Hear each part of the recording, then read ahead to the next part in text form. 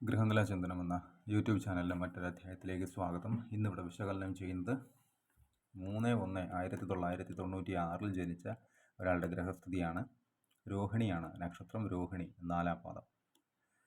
മീനലഗ്നം. ലഗ്നത്തിൽ കേതു. ഗുളികൻ. 2 ശൂന്യം. 3-ൽ ചന്ദ്രൻ. 4, 5, 6 ഭാവങ്ങൾ ശൂന്യം. വിവാഹസ്ഥാനത്ത് 7-ൽ രാഹു. 8, 9 ഭാവങ്ങൾ ശൂന്യം. 10-ൽ ഗുരു, സൂര്യൻ. 11-ൽ ബുധൻ, കുജൻ, ശുക്രൻ. 12-ൽ ശനി. ഇതാണ് ഇദ്ദേഹത്തിൻ്റെ ഒരു ഗ്രഹസ്ഥിതി എന്ന് പറയുന്നത്. 2 കാര്യങ്ങൾക്ക് വേണ്ടിയായിരുന്നു പ്രധാനമായും ഇദ്ദേഹവുമായി ബന്ധപ്പെട്ടവർ എന്നെ വിളിച്ചിരുന്നത്. ഇദ്ദേഹത്തിൻ്റെ ജോലി, സർക്കാർ ജോലിയുമായി ബന്ധപ്പെട്ടുള്ള ശ്രമങ്ങളാണ് അദ്ദേഹം നടത്തുന്നത്. അതുപോലെ തന്നെ വിവാഹം എന്തുകൊണ്ട് വൈകുന്നു. ഈ 2 കാര്യങ്ങൾക്കുമുള്ള വ്യക്തമായ ഉത്തരം ഈ ഗ്രഹനിലയിൽ തന്നെ ഉണ്ട്. അതായത് ലഗ്നത്തിലെ കേതു, ലഗ്നത്തിലെ ഗുളികൻ. ഇത്തരം ആളുകൾക്ക് പൊതുവെ ഉയർച്ച എന്ന് പറയുന്ന പ്രോസസ്സ് അല്പം വൈകിയായിരിക്കും. അല്ലെങ്കിൽ അല്പം ഇറിറ്റേഷൻസും മാനസികമായിട്ടുള്ള ബുദ്ധിമുട്ടുകൾ, വിഷമങ്ങളൊക്കെ താണ്ടിയ ശേഷമായിരിക്കും അവർക്ക് ഉയർച്ച എന്ന് പറയുന്ന ഒരു കാര്യം ജീവിതത്തിലേക്ക് എത്തിച്ചേരുക. ലഗ്നാധിപനായിട്ടുള്ള ഗ്രഹം വ്യാഴമാണ്. വ്യാഴത്തിൻ്റെ ക്ഷേത്രത്തിൽ തന്നെ സൂര്യനോടൊപ്പം നിൽക്കുന്നു.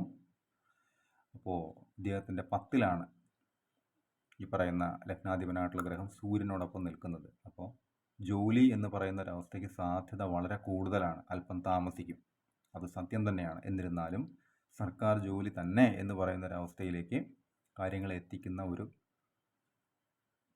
അവസ്ഥ ക്രമേണ ഇദ്ദേഹത്തിന്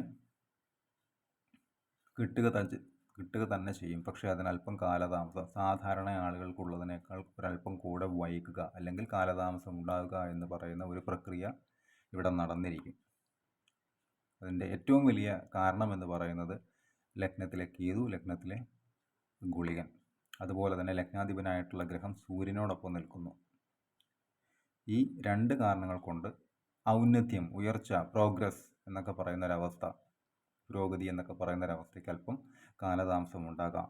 അതുപോലെ തന്നെ ഇദ്ദേഹത്തിൻ്റെ വിവാഹവുമായി ബന്ധപ്പെട്ട കാര്യങ്ങൾ എടുക്കുന്ന സമയത്ത് ലഗ്നാൽ 7-ൽ രാഹു. സ്വാഭാവികമായിട്ടും ലഗ്നത്തിൽ കേതു നിന്ന് കഴിഞ്ഞാൽ അതിൻ്റെ 7-ൽ തന്നെ ആയിരിക്കും രാഹു നിൽക്കുക, അല്ലെങ്കിൽ തിരിച്ചായിരിക്കാം. രാഹു എവിടെ നിൽക്കുന്നുവോ അതിൻ്റെ 7-ലായിരിക്കും കേതു നിൽക്കുക. ഇദ്ദേഹത്തിൻ്റെ ലഗ്നാൽ 7-ൽ രാഹു എന്ന് പറയുമ്പോൾ അല്പം ശ്രദ്ധിക്കേണ്ടുന്ന ഒരവസ്ഥ അവിടെ ഉണ്ട്. എന്തുകൊണ്ടാണ് എന്ന് പറഞ്ഞു കഴിഞ്ഞാൽ എല്ലാ ഗ്രഹനിലകളുമായും ഈ ഗ്രഹനില ചേർന്ന് പോകില്ല. അപ്പോൾ ഇതിന് സാമ്യം കിട്ടുന്ന ഗ്രഹനില കിട്ടാൻ അല്പം നാൾ നോക്കണം, കുടുംബം നോക്കണം, വ്യക്തിയെ നോക്കണം, ഗ്രഹനില നോക്കണം. ഇതെല്ലാം നോക്കി വരുന്ന സമയത്ത് സ്വാഭാവികമായിട്ടും നേരത്തെ പറഞ്ഞ ആ വൈകുക എന്ന് പറയുന്ന ഒരു പ്രോസസ്സ് അവിടെ നടന്നിരിക്കും. നവാംശത്തിലും രാഹു അതേ പൊസിഷനിൽ തന്നെയാണ്. അപ്പോൾ ഈ 100% തന്നെ കാലതാമസം എന്ന് പറയുന്ന ഒരവസ്ഥ വിവാഹവുമായി ബന്ധപ്പെട്ടുണ്ടാകാനുള്ളൊരു സാധ്യത വളരെ കൂടുതലാണ്.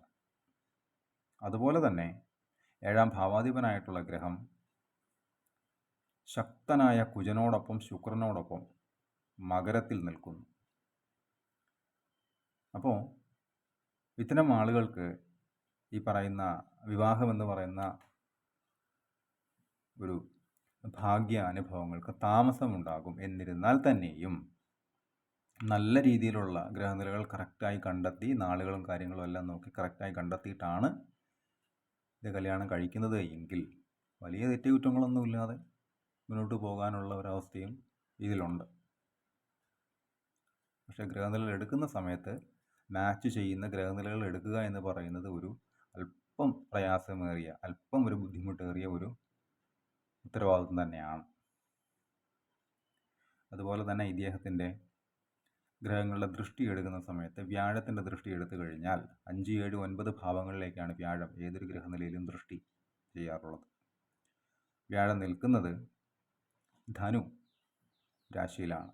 വ്യാഴത്തിൻ്റെ സ്വന്തം ക്ഷേത്രത്തിൽ തന്നെ സൂര്യനോടൊപ്പം 1, 2, 3, 4, 5 അദ്ദേഹത്തിൻ്റെ ധനസ്ഥാനത്തേക്ക് വ്യാഴത്തിന് ദൃഷ്ടിയുണ്ട്. ധനസ്ഥാനത്തിൻ്റെ അധിപനായിട്ടുള്ള ഗ്രഹം ശത്രുവാണ് ബുധൻ എങ്കിലും ഉച്ചത്തിലാണ് നിൽക്കുന്നത് ശുക്രനോടൊപ്പം. അതുപോലെ തന്നെ 7-ലേക്ക് വ്യാഴം 7-ലേക്ക് ദൃഷ്ടി ചെയ്യുന്നുണ്ട്. 5, 6, 7 4-ാം ഭാവത്തിലേക്ക്, ലഗ്നാൽ 4-ാം ഭാവത്തിലേക്കും ദൃഷ്ടിയുണ്ട്. അതുപോലെ തന്നെ 9, 8, 9 അതായത് ഈ പറയുന്ന ഇത്തരം ആളുകൾക്ക് വ്യാഴത്തിൻ്റെ ഒരു ദൃഷ്ടി പ്രധാന പൊസിഷനിലേക്ക് ലഭിക്കുക എന്ന് പറഞ്ഞു കഴിഞ്ഞാൽ, പ്രത്യേകിച്ചും വ്യാഴത്തോടൊപ്പം ഈ പറയുന്ന രാഹു, ഗുളികൻ, കേതു പോലെയുള്ള ഗ്രഹങ്ങളൊന്നും ഇല്ലാതിരിക്കുകയും വ്യാഴത്തിൻ്റെ ദൃഷ്ടി അത്യാവശ്യം നല്ല സ്ഥലങ്ങളിലേക്ക് കിട്ടുകയും ചെയ്താൽ വളരെ നല്ലതാണത്. ലഗ്നത്തിലേക്കൊക്കെ ചില ആളുകളെ, ഇപ്പോൾ നമ്മളുടെ നടൻ രജനീകാന്തിനെ പോലെയുള്ള ആളുകളെയൊക്കെ എടുത്തു കഴിഞ്ഞാൽ, വ്യാഴത്തിൻ്റെയൊക്കെ ദൃഷ്ടി എടുത്തു കഴിഞ്ഞാൽ വളരെ നല്ല രീതിയിലുള്ള വ്യാഴത്തിൻ്റെ ഒരു പൊസിഷൻ അദ്ദേഹത്തിൻ്റെ ലൈഫിലൊക്കെ കാണാൻ സാധിക്കും. അതിൻ്റെ ഉയർച്ച എന്താണെന്ന് അദ്ദേഹത്തെ നോക്കിയാൽ തന്നെ അറിയാനും പറ്റും.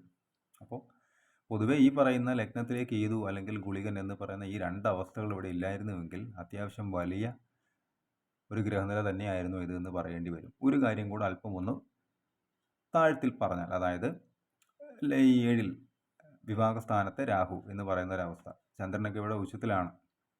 അതുപോലെ തന്നെ മറ്റൊരു കാര്യം കൂടെ ശ്രദ്ധിക്കേണ്ടത്, പ്രധാനമായിട്ടും ശനി അതുപോലെ തന്നെ രാഹു വ്യാഴത്തിൻ്റെ ദൃഷ്ടി എടുക്കുന്ന പോലെ തന്നെ പ്രധാനപ്പെട്ടതാണ് ശനി. ഏതൊരു ഗ്രഹനിലയിലും 3, 7, 10 ഭാവങ്ങളിലേക്ക് ശനിക്ക് ദൃഷ്ടിയുണ്ട്. 1, 2, 3 ധനസ്ഥാനത്തേക്ക് ശനിക്ക് ദൃഷ്ടിയുണ്ട്. അതുപോലെ തന്നെ 7, 4, 5, 6, 7, അതുപോലെ തന്നെ 10, 8, 9, 10 ഇതാണ് ശനിയുടെ ദൃഷ്ടി എന്ന് പറയുന്നത്. അതുപോലെ തന്നെ രാഹു 1, 2, 3, 4, 5, 6 12ലേക്ക്, അതായത് ലഗ്നാൽ 12ലേക്ക് രാഹുവിൻ്റെ ദൃഷ്ടി എന്ന് പറയുന്നത് 6, 7, 9, 12 ഭാവങ്ങളിലേക്കാണ്. ലഗ്നാൽ 12ലേക്ക് ചെലവിൻ്റെ സ്ഥാനം അല്ലെങ്കിൽ വ്യയസ്ഥാനത്തേക്ക് രാഹുവിൻ്റെ ദൃഷ്ടി, അവിടെ ശനി നിൽക്കുന്നു. അതിലേക്ക് ലഗ്നത്തിൽ നിൽക്കുന്ന ഗുളികൻ്റെ ദൃഷ്ടി 2ലേക്കും 12ലേക്കും നല്ലതല്ല, ഒട്ടും നല്ലതല്ല. ചെലവുകൾ, അനാവശ്യമായ ചെലവുകൾ, വർദ്ധിച്ച ചെലവുകൾ, താല്പര്യമുള്ളതോ ഇല്ലാത്തതോ ആയിട്ടുള്ള വഴികളിലെല്ലാം ചെലവുകൾ സംഭവിക്കുന്ന ഒരവസ്ഥ ഇദ്ദേഹത്തിനുണ്ടാകാം. സമ്പാദ്യങ്ങൾ കൃത്യമായി മാറ്റി വെച്ചു കഴിഞ്ഞാൽ, ഒരു പർപ്പസിന് വേണ്ടി മാറ്റി വെച്ചു കഴിഞ്ഞാൽ ആ പർപ്പസ്, ആ ലക്ഷ്യം മാത്രം സാധിക്കാതിരിക്കുകയും ആ കാശ് കൊണ്ട് അത് മറ്റെല്ലാ അനാവശ്യമായിട്ടുള്ളതും ആവശ്യമായിട്ടുള്ളതും എല്ലാം സാധിക്കുകയും ചെയ്യും. പ്രത്യേക ലക്ഷ്യം മാത്രം സാധിക്കുകയുമില്ല. അത്തരം അവസ്ഥകളൊക്കെ 12ൽ ശനി അല്ലെങ്കിൽ 12ലേക്ക് ഗുളികൻ്റെ ദൃഷ്ടി അല്ലെങ്കിൽ 12ലേക്ക് പ്രത്യേകിച്ചും ശനിയിലേക്ക് ഗുളികൻ്റെ ദൃഷ്ടിയൊക്കെ വരുന്ന ആളുകൾക്ക് വളരെ ശ്രദ്ധിക്കേണ്ടുന്ന ഒരു സാമ്പത്തിക ധന അവസ്ഥ തന്നെയാണത്. അതിന് വേണ്ടുന്ന മുൻകരുതലുകൾ പ്രായോഗികമായി എടുത്ത് മുന്നോട്ട് പോകുക എന്ന് പറയുന്ന ഒരു പരിഹാരം മാത്രം തന്നെ അതിനുള്ളൂ. അതുപോലെ തന്നെ 6ലേക്കുള്ള രാഹുവിൻ്റെ ദൃഷ്ടി 7, 9, അതായത് മനസ്സിൻ്റെ കാരകനായിട്ടുള്ള ഗ്രഹം ചന്ദ്രനിലേക്ക് രാഹുവിൻ്റെ ദൃഷ്ടിയുണ്ട്. അപ്പോൾ എന്തെങ്കിലുമൊക്കെ ടെൻഷൻസ്, ഇപ്പോൾ അദ്ദേഹത്തിന് ജോലി കിട്ടിയിട്ടില്ല അല്ലെങ്കിൽ മറ്റുള്ള ആളുകളെ അപേക്ഷിച്ച് സമപ്രായക്കാരുമായി കമ്പയർ ചെയ്ത് നോക്കുന്ന സമയത്ത് വിവാഹം വൈകുന്നു എന്ന് പറയുന്നതൊക്കെ അദ്ദേഹത്തിന് പൊതുവെ ടെൻഷൻസാണ്, അല്ലെങ്കിൽ മാനസികമായിട്ടുള്ള ഒരു ഉത്കണ്ഠ അദ്ദേഹത്തിനുണ്ട്. അത്രേ ഇവിടെയും അർത്ഥമാക്കുന്നുള്ളൂ. ചന്ദ്രനിലേക്ക്, മനസ്സിൻ്റെ കാരകനിലേക്ക് രാഹുവിൻ്റെ ദൃഷ്ടി എന്ന് പറയുമ്പോൾ ഏതെങ്കിലും രീതിയിലുള്ള മാനസിക പ്രയാസങ്ങൾക്ക് സാധ്യത വളരെ കൂടുതലാണ്. അത്ര തന്നെ അതുകൊണ്ട് അർത്ഥമാക്കേണ്ടതുള്ളൂ. അതുപോലെ തന്നെ ഇദ്ദേഹത്തിൻ്റെ ദശകൾ എടുക്കുന്ന സമയത്ത്, ചന്ദ്രദശയിലായിരുന്നു ജനനം, 23/1/98 വരെ ചന്ദ്രദശ, അതിനുശേഷം കുജദശ 2005 വരെ, അതിനുശേഷം രാഹു 2023 വരെ, അതിനുശേഷം ഗുരുദശ 2039 വരെ 16 കൊല്ലം, അതിനുശേഷം ശനി 2058 വരെ, ശേഷം ബുധൻ, കേതു. ഇങ്ങനെയാണ് അദ്ദേഹത്തിൻ്റെ ദശകൾ കടന്നു പോകുന്നത്. അതിൽ തന്നെ ഇപ്പോഴത്തെ നടപ്പ് ദശ എന്ന് പറയുന്നത് ഗുരുവിൽ ഗുരു ആയിരുന്നു. അതായത് 23/1/2023 തൊട്ട് 12/3/2025 വരെ. ഇതിവിടെ സൂചിപ്പിച്ചത് അദ്ദേഹത്തിന് ഒരു വലിയ ദശ, അതായത് രാഹു എന്ന് പറയുന്ന ഒരു ദശ 18 കൊല്ലം കൊണ്ട് തുടർന്നിരുന്നു. അത് തീർന്ന ശേഷം വ്യാഴം ഗുരുദശ കയറി. അതുകൊണ്ടാണ് ഇവിടെ ഇത് സൂചിപ്പിച്ചത്. അത് ഗുരുവിൽ ഗുരു സ്വാപഹാരം പൊതുവെ ആർക്കും നല്ലതല്ല, എത്ര വലിയ മഹായോഗത്തോടു കൂടി തന്നെ നിന്നാലും. അത് 12/3/2025 വരെയുള്ള ഒരു സമയത്തിൽ ഗുരുവിൽ ഗുരു സ്വാപഹാരം തീരുകയും അവിടെ ഗുരുവിൽ ശനി 23/9/2027 വരെയുള്ളൊരു കാലഘട്ടം ഗുരുവിൽ ശനി എന്നറിയപ്പെടും. അതായത് ഗുരുവിൽ ശനി. ഗുരു നല്ലത് തന്നെയാണ്, ലഗ്നാധിപനാണ്, ഗുരുവിൻ്റെ തന്നെ ക്ഷേത്രത്തിലാണ് നിൽക്കുന്നത്, അതെല്ലാം നല്ലത് തന്നെ. പക്ഷേ ശനി 12-ലെ ശനി, ഗുളികൻ്റെ ദൃഷ്ടിയേറ്റ് നിൽക്കുന്ന രാഹുവിൻ്റെ ദൃഷ്ടിയേറ്റ് നിൽക്കുന്ന ശനി. ഈ സമയത്ത് എല്ലാ കാര്യങ്ങൾക്കും അല്പം പ്രയാസം, മനപ്രയാസം, ലാഗ്, അതുപോലെ തന്നെ ബുദ്ധിമുട്ടുകൾ, തീരുമാനങ്ങൾ എടുത്താൽ പിഴകൾ, ശരിയായിട്ടുള്ള കാര്യങ്ങളിലേക്ക് എത്താതിരിക്കൽ, അങ്ങനെയുള്ള കാര്യങ്ങളെല്ലാം ഉണ്ടാകാം. ഈ പറയുന്ന ഒരു പീരീഡിനും കൂടെ ശേഷം വരുന്ന ഒരു ടൈം എന്ന് പറയുന്നതാണ് ഇദ്ദേഹത്തിൻ്റെ ഒരു ലൈഫിൻ്റെ ടേണിംഗ് പോയിൻ്റ്, അല്ലെങ്കിൽ ഒരു ട്വിസ്റ്റ് സംഭവിക്കാൻ പറ്റുന്ന ഒരു സമയമെന്ന് പറയുന്നത്. ഈ പറയുന്ന ശനിയെ അല്പം കരുതി തന്നെ ഇരിക്കണം. 12-ലെ ശനി രാഹുവിൻ്റെ ദൃഷ്ടിയേറ്റ് ഗുളികൻ്റെ ദൃഷ്ടിയേറ്റ് നിൽക്കുന്നു. അനാവശ്യമായിട്ടുള്ള ചിലവുകൾ, അനാവശ്യമായിട്ടുള്ള തർക്കങ്ങൾ, അനാവശ്യമായിട്ടുള്ള മാനസിക പിരിമുറുക്കങ്ങളൊക്കെ സ്വയം തന്നെ ചിന്തിച്ച് വരുത്താനുള്ള ഒരു സാധ്യത വളരെ കൂടുതലാണ് ഇത്തരക്കാർക്ക് ഈ ഒരു സമയത്ത്. അതിനു വേണ്ടുന്ന മുൻകരുതലുകൾ, അതിനു വേണ്ടുന്ന പരിഹാരങ്ങളും വളരെ കൃത്യമായി അക്കമിട്ട് പറഞ്ഞു കൊടുത്തിട്ടുണ്ട്. അദ്ദേഹത്തിൻ്റെ മാതാവായിരുന്നു വിളിച്ചിരുന്നത്, അവരത് ചെയ്യാമെന്ന് കൃത്യമായി പറഞ്ഞിട്ടുമുണ്ട്. അതിന് റിസൾട്ട് ഉണ്ടാകും, തീർച്ചയായിട്ടും റിസൾട്ട് ഉണ്ടാകും.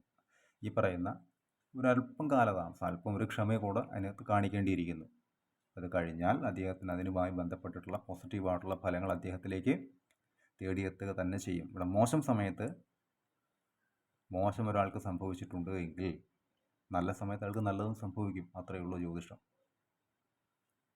കൺസൾട്ട് ചെയ്യാൻ ഉദ്ദേശിക്കുന്ന ആളുകൾക്ക് ഈ നമ്പറിൽ കോൺടാക്റ്റ് ചെയ്യാവുന്നതാണ്. കോൺടാക്ട് ഡീറ്റെയിൽസ് ഡിസ്ക്രിപ്ഷനിൽ കൊടുത്തിട്ടുണ്ട്. ഇത്തരം വീഡിയോസ് ഇനിയും തുടരും. നന്ദി.